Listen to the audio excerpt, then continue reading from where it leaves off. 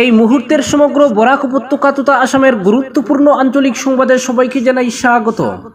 আজকের বিশেষ খবর হলো বিজেপি প্রার্থী কৃপানাথ মালার হয়ে প্রচারে বুধবার করিমগঞ্জ এলেন প্রাক্তন মুখ্যমন্ত্রী তথা বর্তমান কেন্দ্রীয় মন্ত্রী সর্বানন্দ সোনোয়াল। প্রধানমন্ত্রী নরেন্দ্র মোদীর নামে কৃপার জন্য ভোট চাইলেন তিনি। মুখ্যমন্ত্রী হিমন্ত বিশ্ব শর্মার নাম না নিয়ে তিনি বলেছেন, মোদী আমলে প্রভূত উন্নয়ন হয়েছে বরাকের, কংগ্রেসের ভোট চাওয়ার কোনো অধিকার নেই বলেও মন্তব্য করেছেন তিনি। কেন্দ্রীয় মন্ত্রী হওয়ার পর প্রথমবারের মতো করিমগঞ্জ সফরে আসেন সর্বানন্দ। এদিন সুপ্রাকান্দির বান্ডার এলাকায় সভা অনুষ্ঠিত হয়। সর্বাকে দেখতে প্রচুর জনসমাগম হয় ওই এলাকায়। কাঠফাটা রোদে গাছের ডাল ভেঙে মাথায় ধরে ঠায় বসে থাকেন মানুষ। প্রচন্ড ভিড় দেখে আপ্লুত হন সর্বাও। সংক্ষিপ্ত বক্তব্য রাখতে গিয়ে কংগ্রেসকে আক্রমণ করেন তিনি, হিমন্ত বিশ্ব শর্মার নাম না নিয়েই। বরাকের উন্নয়নের কথা শোনান, উন্নয়নের যাবতীয় শ্রেয় নরেন্দ্র মোদীকেই দেন সর্বা। তিনি বলেন, কংগ্রেসের ভোট চাওয়ার কোনো অধিকার নেই, ওরা কোন মুখে ভোট চায়? কংগ্রেস 60 বছর ক্ষমতা থাকলেও কোনো উন্নয়ন করতে পারেনি, শুধু প্রতিশ্রুতি দিয়ে গেছে। কংগ্রেস আমলে বরাক উপত্যকা পিছিয়ে পড়েছিল। করিমগঞ্জ থেকে শিলচর যেতে কমেও 4 ঘন্টা সময় লাগতো। আগে বরাকের মানুষকে বহির্রাজ্যে যেতে হলে প্রথমে গুয়াহাটি যেতে হতো। এখন করিমগঞ্জ থেকেই দেশের যে কোনো জায়গায় ছুটে যেতে পারছেন মানুষ। মোদী আমলেই ব্রডগেজ হয়েছে, এখন মেডিকেল কলেজও হচ্ছে। আগামীতে করিমগঞ্জ থেকে ট্রেনে চড়ে বাংলাদেশ হয়ে খুব কম সময়ে কলকাতা যাওয়া যাবে। এখানেই শেষ নয়, বরাকের 2 নদী খননের কাজও খুব শীঘ্রই শুরু হবে। বরাক নদীর জলপথ ধরে বাংলাদেশ হয়ে কলকাতা থেকে প্রয়োজনীয় সামগ্রী এই অঞ্চলে আসবে। এতে উপত্যকার বাজার আরো শক্তিশালী হবে বলে মন্তব্য করেন সর্বানন্দ। তাই সবকিছু বিবেচনা করে আগামীকাল 26 এপ্রিল বিজেপি প্রার্থী কৃপানাথ মালাকে ভোট দিয়ে জয়ী করতে করিমগঞ্জ সহ হাইলাকান্দি জনগণের কাছে আবেদন রাখেন প্রাক্তন মুখ্যমন্ত্রী। কেন্দ্র সরকারের ভূয়সী প্রশংসা করে সর্বানন্দ বলেন, এই সরকারের আমলে হিন্দু মুসলমান খ্রিস্টান সকলেই উপকৃত হয়েছেন। নরেন্দ্র মোদী সবাইকে নিয়ে চলছেন, কোনো ধর্মকেই পিছিয়ে রাখছেন না তিনি। প্রথম পর্যায়ের ভোটে রাজ্যের সবকটি আসনেই বিজেপি প্রার্থীদের জয়ী হওয়াটা নিশ্চিত। বরাকের 2টি আসনেও জয় নিশ্চিত। রাজ্যের মোট 14টি আসনের মধ্যে বিজেপি অগপ জোট 12 থেকে 13টিতে জয়ী হবে। কৃপানাথ লক্ষাধিক ভোটে জয়ী হবেন বলেও দাবি করেন সর্বানন্দ। পরবর্তী খবরটি হলো 90% আদি বিজেপির সমর্থন রয়েছে, শিলচরে জিতবই বলল কংগ্রেস। দিন 17 আগে তারা বলেছিলেন, আদি বিজেপি অর্থাৎ যারা শুরু থেকে পরিশ্রম করে গেরুয়া দলের উত্থান ঘটিয়েছেন এই অঞ্চলে, তারা দীর্ঘদিন ধরেই ব্রাত্য। এবারের লোকসভা নির্বাচনে বিজেপির উপর রাগ করেই তারা নীরবে যোগাযোগ রেখে কংগ্রেসকে সমর্থন করছেন। কিন্তু প্রচারের শেষ দিন বুধবার সাংবাদিক সম্মেলন ডেকে জেলা কংগ্রেস সভাপতি অভিজিৎ পাল বলেন, শেষ খবর হলো 90% আদি বিজেপি গোপনে কংগ্রেসকে সমর্থন করছেন। এবার আগামীকাল তারা কংগ্রেসকেই ভোট দিতে চলেছেন। জেলা কংগ্রেস কার্যালয় ইন্দিরা ভবনে আয়োজিত সাংবাদিক সম্মেলনে প্রত্যয়ের সঙ্গে অভিজিৎ পাল বলেন, 90% আদি বিজেপির মধ্যে তাদের জেলা কমিটি থেকে শুরু করে ব্লক হয়ে তৃণমূল স্তর পর্যন্ত কর্মী সমর্থক ও পদাধিকারীরা রয়েছেন, যারা শুধুমাত্র গেরুয়া দলের উপর ক্ষুব্ধ হয়ে কংগ্রেসকে ভোট দেবেন। ফলে কংগ্রেসের ভোট জয়ের শরিক হতে চলেছেন আদি বিজেপিরা। তিনি বলেন, গোপনীয়তার স্বার্থেই তারা কারোর নাম প্রকাশ করা হচ্ছে না। জেলা কংগ্রেস সভাপতি এদিন বলেন, দলের সর্বভারতীয় নেতা গৌরব গগৈকে নিয়ে শিলচরে যে বিশাল পদযাত্রা হয়েছে, এর চরম সাফল্য ইঙ্গিত দিচ্ছে শিলচরে 1.5 লক্ষ ভোটে জিতবেন সূর্যকান্ত সরকার।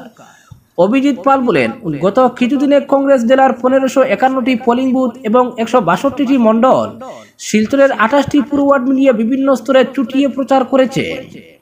সূর্যকান্ত সরকারি 700টিরও বেশি ছোট বড় সভা করেছেন জেলার গ্রাম শহরে। ওই সভাগুলিতে কংগ্রেস দলকে সাধারণ মানুষ যেভাবে সাড়া দিয়েছেন, এতেই দলের জয় নিশ্চিত হয়েছে। শহরে কংগ্রেসের পদযাত্রা মহামিছিলের রূপ নিয়েছে। বিজেপি যেখানে মুখ্যমন্ত্রী, প্রাক্তন মুখ্যমন্ত্রী, একাধিক সাংসদ এবং কেন্দ্রীয় স্বরাষ্ট্রমন্ত্রীকে এনে প্রচার চালিয়েছে, সেখানে কংগ্রেসের তারকা প্রচারে না গিয়ে সাধারণ মানুষের দুয়ারে দুয়ারে গিয়ে ভোট ভিক্ষা করেছে গণতন্ত্র ও সংবিধান রক্ষার স্বার্থে। এদিকে প্রদেশ কংগ্রেস মুখপাত্র সঞ্জীব রায় বিজেপিকে এক হাত নিয়ে বলেন, গেরুয়া দল বলেছিল কংগ্রেস আইসিইউতে চলে গেছে, এটা তাদের ভুল ভাবনা। কংগ্রেস আইসিইউতে যায়নি। শিলচরে পদযাত্রার নামে যে জনসমুদ্র তৈরি করেছে কংগ্রেস, এতে ভয় পেয়ে বিজেপি হুইল চেয়ারে চলে এসেছে। 26 এপ্রিলের পর সেই হুইল চেয়ারও সরে যাবে। দলের নেতা পার্থরঞ্জন চক্রবর্তী বলেন, গণতন্ত্র রক্ষার এই ভোটে বিজেপি ভোট দেখলে বিজেপি অশান্তি সৃষ্টি করতে চাইবে, এর থেকে সতর্ক থাকতে হবে মানুষকে। সূর্যকান্ত সরকার বলেন, আমি প্রার্থী হওয়াটা শিলচরবাসীর কারণে সম্মানের, কারণ এই প্রথম কোনো তৃণমূল স্তরের কর্মী লোকসভার মতো নির্বাচনে ঐতিহ্যবাহী শিলচর আসনে লড়াইয়ের সুযোগ পেয়েছেন। এটাই আমার নৈতিক জয় হয়েছে। একজন কংগ্রেস কর্মীকে ভোটের ময়দানে আটকাতে ছুটে আসতে হয়েছে দেশের স্বরাষ্ট্রমন্ত্রীকে, একদিন পরপর আসতে হয়েছে মুখ্যমন্ত্রী ডক্টর হিমন্ত বিশ্ব শর্মাকে।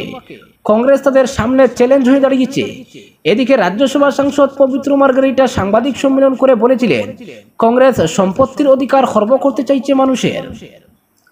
সাংবাদিক সম্মেলনে এর জবাব দিয়ে অভিজিৎ বলেন, কংগ্রেস সম্পত্তির সম অধিকারের কথা বলেছে। পরিমল শুক্লবৈদ্য অবৈধভাবে 500 বিঘা জমি দখল করে যে ফিশারি বানিয়েছেন, সেটা সাধারণ গরিব মানুষকে বিলিয়ে দেওয়াই কংগ্রেসের উদ্দেশ্য। এদিকে রাজ্যসভা সাংসদ সুস্মিতা দেবকেও এক হাত নেন অভিজিৎ।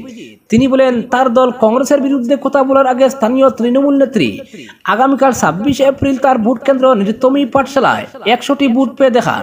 তিনি 100টি ভোটও তার কেন্দ্রে পাবেন না। অপরদিকে লোকসভা ভোটের দুদিন আগে থেকেই নিরাপত্তার চাদরে মুড়ে ফেলা হয়েছে ভারত বাংলাদেশ সীমান্ত। করিমগঞ্জ সীমান্তে ইতিমধ্যেই কড়া নজরদারি শুরু করেছে বিএসএফ। এমনিতেই কাঁটাতারের বেড়া থেকে 500 মিটারের মধ্যে সন্ধ্যা 6টা থেকে সকাল 6টা পর্যন্ত 144 দ্বারা বলবৎ রয়েছে। রাজ্যের 5টি কেন্দ্রের সঙ্গে শুক্রবার করিমগঞ্জে অনুষ্ঠিত হচ্ছে লোকসভা নির্বাচন। তাই নির্বাচনের আগে সীমান্তের কাঁটাতার টপকে অপরাধ রুখতে অতিরিক্ত বাহিনী মোতায়েন করেছে বিএসএফ। কোনো অনুপ্রবেশের ঘটনা যাতে না ঘটে সেদিকেও জোর দেওয়া হচ্ছে। বাংলাদেশ সীমান্তের সঙ্গে 93 কিলোমিটার অঞ্চল শেয়ার করেছে করিমগঞ্জ। তার মধ্যে 4.3 কিলোমিটার রয়েছে উন্মুক্ত সীমান্ত। কাঁটাতারহীন এলাকায় কড়া নিরাপত্তা ব্যবস্থা রয়েছে। সীমান্তে নিরাপত্তাকে আরও শক্তপোক্ত করে তুলতে প্রযুক্তির ব্যবহারও বাড়ানো হচ্ছে। একাধিক অপি পয়েন্টে স্থাপন করা হয়েছে সিসিটিভি ক্যামেরা।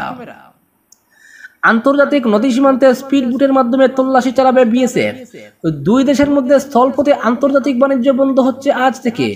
আগামী সোমবার অবধি সুতারকান্দি শেওলা স্থলবন্দর, করিমগঞ্জ, জকিগঞ্জ দিয়ে সকল প্রকার পণ্য আমদানি ও রফতানি বন্ধ রাখার সিদ্ধান্ত গ্রহণ করা হয়েছে। সীমান্ত জেলা করিমগঞ্জের উত্তর এবং দক্ষিণের ভারত বাংলাদেশ সীমান্তবর্তী কাঁটাতারের ওপারে ভারতীয় ভূখণ্ডে রয়েছে 60টি গ্রাম, যার মধ্যে গোবিন্দপুরে রয়েছে 41টি পরিবারের 291, উত্তর লাফাশাইলে 65 পরিবারের 410, মহিষাসন কুয়ারবাগে রয়েছেন 3টি পরিবারের 21, তেসুয়ায় 4 পরিবারের 14, লাতুকান্দিতে 9 পরিবারের 64, জাড়াপাতায় 1 পরিবারে 8 এবং দেওতলিতে 8 পরিবারে 49 জন বাসিন্দার বসবাস। 7টি গ্রাম মিলে ভোটারের সংখ্যা 481। কাঁটাতারের ওপারে থাকা ভোটাররা যাতে তাদের ভোটাধিকার প্রয়োগ করতে পারেন, সেজন্য তাদের প্রতি সহযোগিতার হাত বাড়িয়ে দেওয়ার জন্য সীমান্তরক্ষী বাহিনীকে নির্দেশ দেওয়া হয়েছে।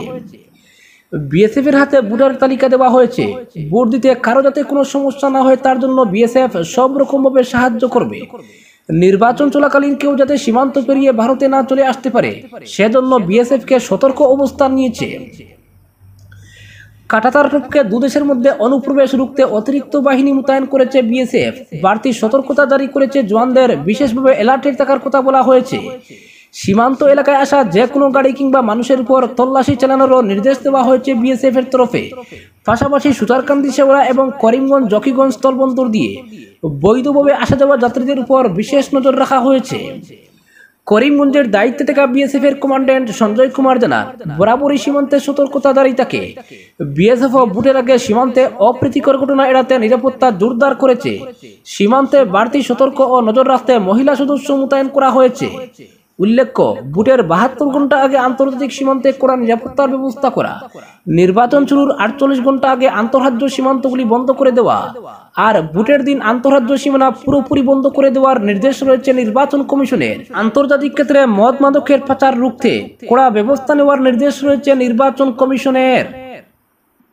অপরদিকে মোদীর নেতৃত্বে ফের সরকার গড়বে বিজেপি, বললেন দিলীপ কুমার পাল।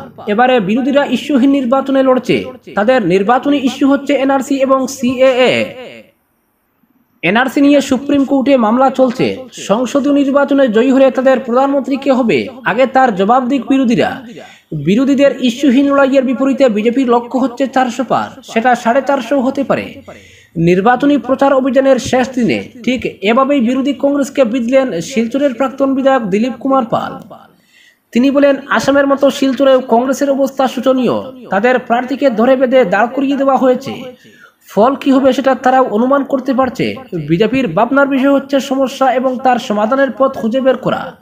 যেমন নিউ শিলচরে অনেক সমস্যা রয়েছে, জমাদুলের সমস্যা, খেলার মাঠের প্রয়োজন, অডিটোরিয়ামের প্রয়োজন সহ নানা সমস্যা জর্জরিত এলাকা, সেগুলো সমাধানের চেষ্টা চলছে। বুধবার সকালে নিউ শিলচর এলাকায় সমর্থকদের নিয়ে পথ পরিক্রমা করেন শিলচরের প্রাক্তন বিধায়ক। রাঙ্গিরখাড়ি বরাক মার্কেট থেকে শুরু করে হাইলাকান্দি রোড পরিক্রমা করেন তারা। দলের প্রার্থী পরিমল শুক্লবৈদ্যের হয়ে স্লোগান দেন সমর্থকরা। প্রতিটি দোকানে গিয়ে এলাকার নাগরিকদের কাছে গিয়ে পরিমলের হয়ে ভোট প্রার্থনা করেন তারা। প্রত্যেকের কাছে পুনরায় দেশের প্রধানমন্ত্রী হিসেবে নরেন্দ্র মোদীর জয় নিশ্চিত করার আবেদন রাখা হয়। দিলীপ পাল বলেন, বিরোধী দলের প্রধানমন্ত্রীত্বের দাবিদার রয়েছেন ৬-৭ জন, যারা পরিবারতন্ত্রের ধারক ও বাহক। মোদীজি আজকে দেশকে যে উচ্চতায় পৌঁছে দিয়েছেন সেটা একমাত্র তার পক্ষেই সম্ভব। তিনি দেশকে বিশ্বগুরুর আসনে পৌঁছে দেওয়ার লক্ষ্যে এগোচ্ছেন। রাশিয়া ইউক্রেনের যুদ্ধে ২৭,০০০ ভারতীয় ছাত্রকে দেশে ফেরত নিয়ে আসার ক্ষেত্রে প্রধানমন্ত্রীর বিশ্বনেতার ভূমিকা সারা দেশবাসী প্রত্যক্ষ করেছেন। তাই এবারও মোদীর নেতৃত্বে দেশের সরকার গড়বে বিজেপি।